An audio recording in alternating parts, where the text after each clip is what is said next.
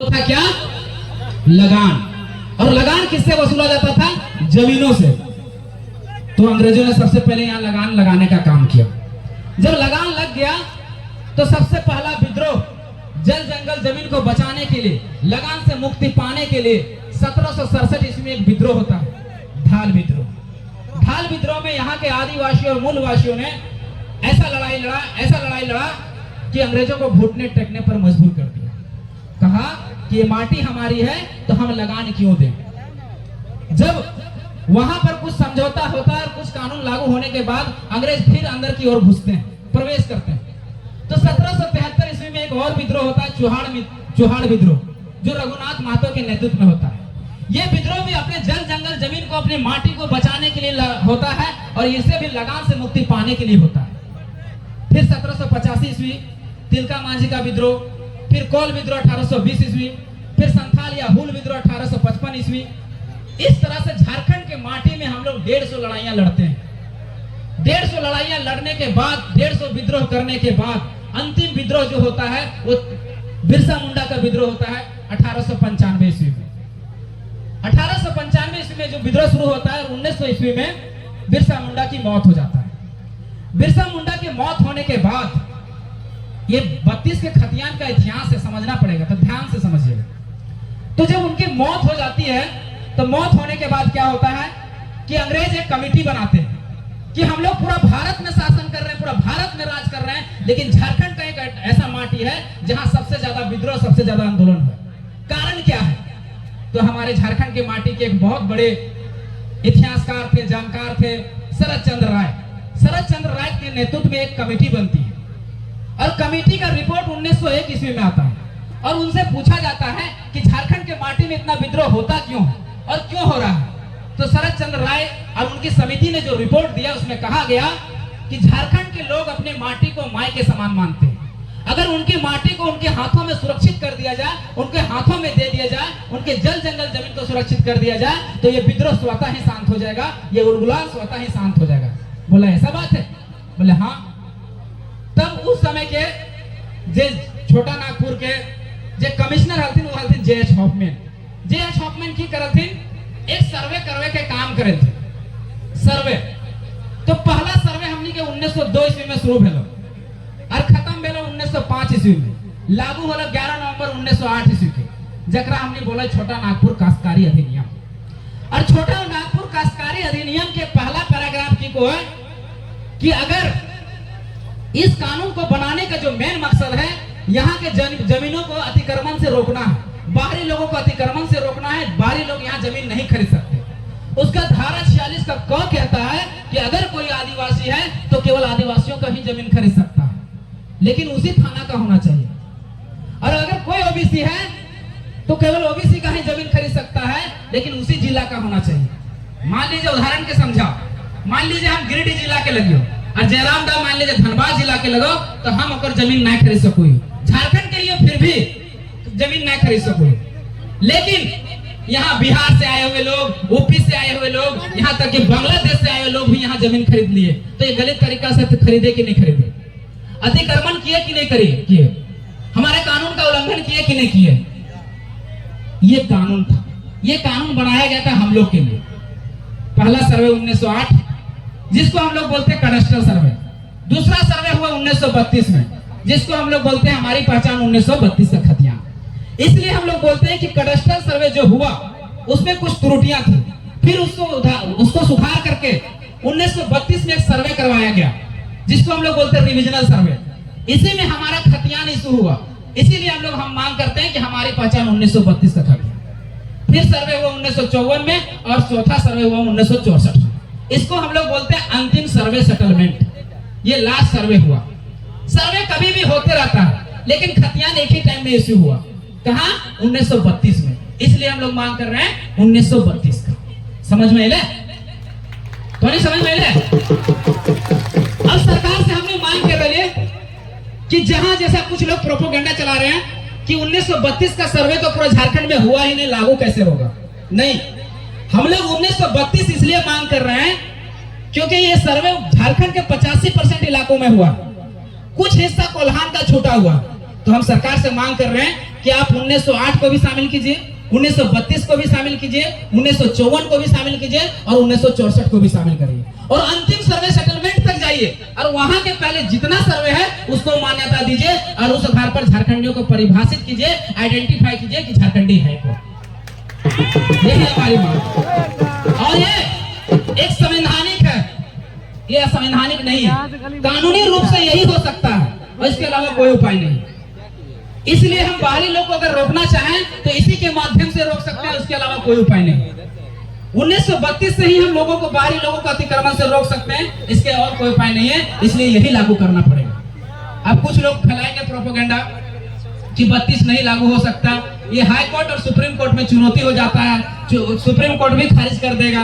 तो सुनिए हमारा तर्क। ये जो सुप्रीम कोर्ट को आप देख रहे हैं ना, बहुत लोग बोलते हैं कि 1932 अंग्रेजों का बनाया हुआ कानून है, तो उसको जवाब देना चाहेंगे ना आप कि सुप्रीम कोर्ट या हाई कोर्ट में खारिज हो जाएगा? यही कहता है ना, तो कहिएगा कि जो सुप्रीम कोर्ट बना है ना, वो भी अंग्रेजों का बनाया हुआ कानून से बना हुआ, वो भी अंग्रेजों के बनाए हुए कानून से है।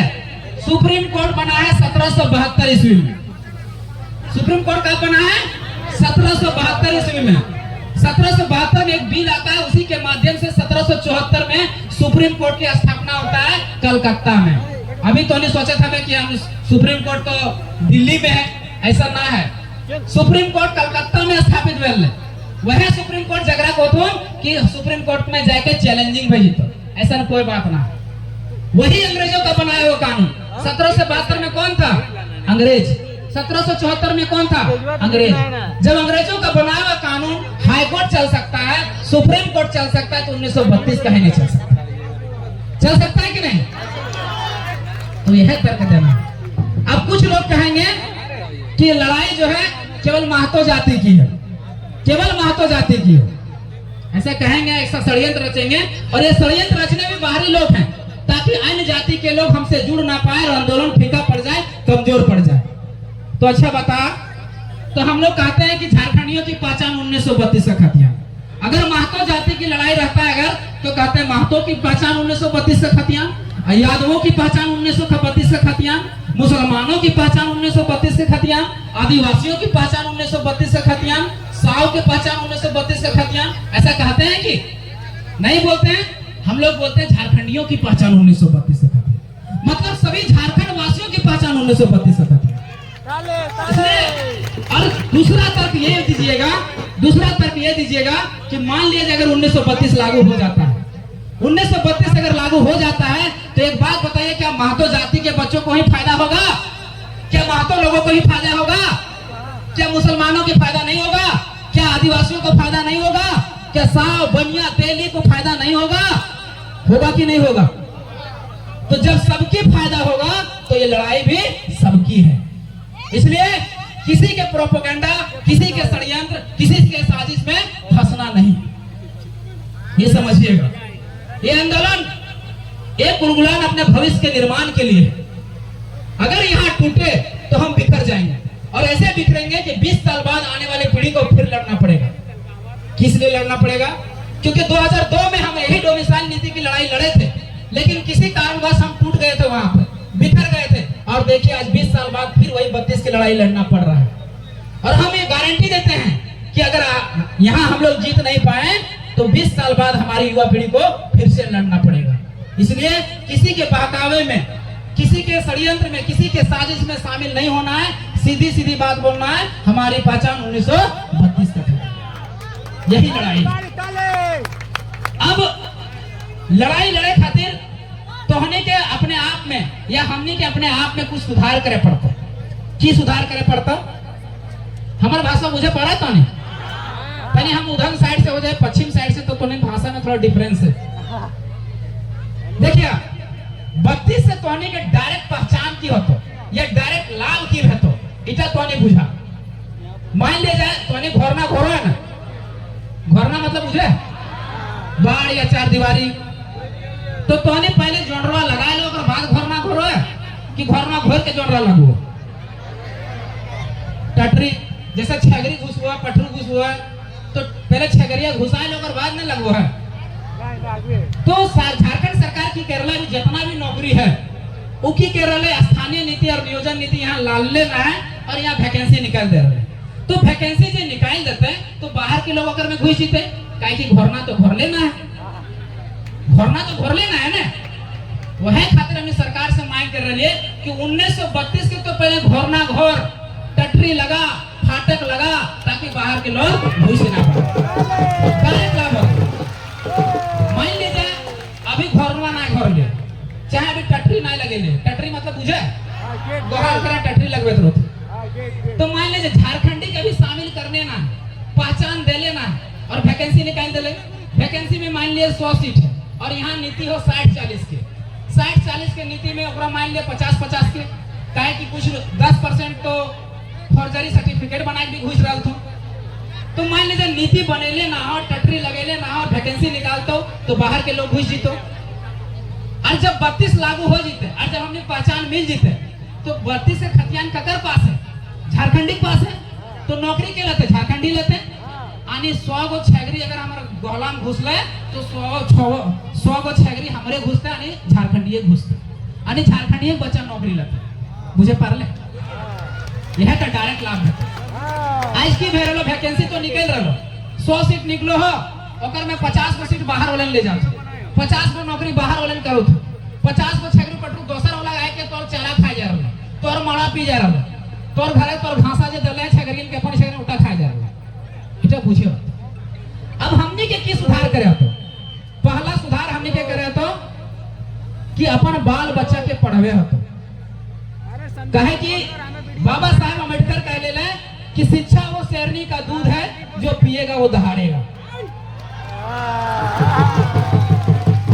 आज हमने के जो नेता मंत्री हथो ये हमने शिक्षा के शेरनी के दूध उठा पिए है ना दलते।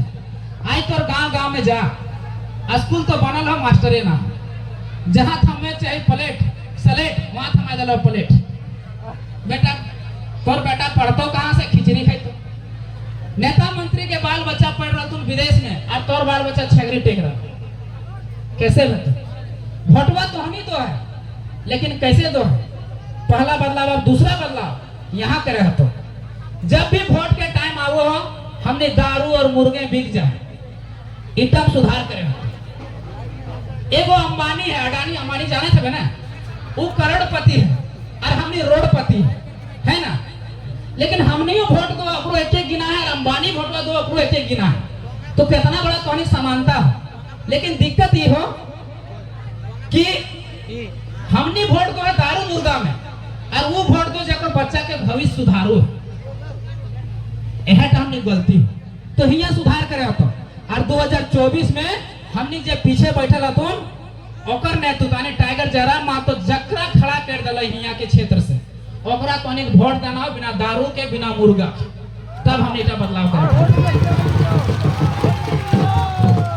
आज तो नहीं दारू ना तो कोई दारू दलियो कि तो नहीं, चाहे कोई मुर्गा दलियो कि कोई पेट्रोल दलियो कि कोई आवे यहाँ पैसा दलियो कि। तो जिस तरह से यहाँ आज पैसा ना दलियो दारू ना दलियो मुर्गा ना दलियो तो नहीं आल है, उसी तरह 2024 में बिना दारू के बिना मुर्गा के पूरा आंख बंद करके ककरो ना देना हो, सीधे टाइगर जयराम महतो के देना इधर शपथ लेके जी तब हमने बदलाव करे। और एक बात हमने बेटवा के पढ़वो है लेकिन बेटिया के पढ़वे छोड़ दो, इतना बहुत बड़ा गलती करो। बेटिया के कोथिन दू हिता मतलब बेटिया पढ़तो तो दो घर के हित करतो, यानी ससुरियों के और नहरवो के, इसलिए बेटवो पढ़ाइए और बेटियों को पढ़ाइए। इतना सुधार करे हो तो कहे कि बेटवा का अगर दमदा तो नहीं पढ़ा लिखा खोजो है चाहे खोज लो है, चाहे अगला बार जब बेटा शादी करो तो पढ़ा लिखल बहू खोजो है, तो पढ़ा लिखल बहू कहाँ से मिलतो। अगर कोई दूसरा पार्टी अगर शादी कर रहे तो वह तो पढ़ा लिखल बहू खोजता है, तो पढ़ा लिखल बहू कहाँ से मिलतो। जब तक तो ना पढ़ेबे तब तक तो बेटियों को पढ़ाना और बेटिया के शादी करे के एक उम्र हो, हमने के एक समाज एक दुर्गति हो दुर्गुण हो कि हमने बेटिया के 16 साल 17 साल कच्चा उम्र शादी कर दो, जकर कारण ओकर माँ मतलब बेटी और ओकर बच्चा दोनों में खतरा आ जाए। ये हमें नहीं कही।